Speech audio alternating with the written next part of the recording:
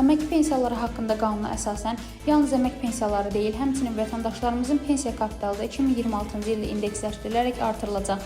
Bölgə TV xəbər verir ki, bu açıqlama ilə millət vəkili Vüqar Bayramov çıxış edib. Onun sözlərinə görə, həmin qanunun 29.1-1 maddəsində qeyd olunur ki, sığorta olunanların fərdi şəxsi hesabına sığorta hissəsində qeyd alınan pensiya kapitalı ildə bir dəfə istehlak qiymətləri indeksinin illik səviyyəsinə uyğun olaraq indeksləşdirilir. Yəni, pensiya kapitalları 2025-ci ildəki illik inflasiya səviyyəsinə uyğun olaraq artırılacaq. Pensiya kapitalının nə qədər artılacağına gəldikdə isə Mərkəzi Bank 2025-ci il üçün inflyasiya proqnozunda yenidən düzəliş edib. Baş Bankda bu il Azərbaycanda qiymətlərin 6% artacağını proqnozlaşdırırlar. Dövlət Statistika Komitəsinə görə bu ilin ilk 9 ayında istehlak qiymətləri indeksi 5.7% olub. Bu o deməkdir, mövcud qanuna əsasən Mərkəzi Bankın proqnozunda kənarlaşma olmazsa, vətəndaşların pensiya kapitalına təxminən 6% artırılacaq.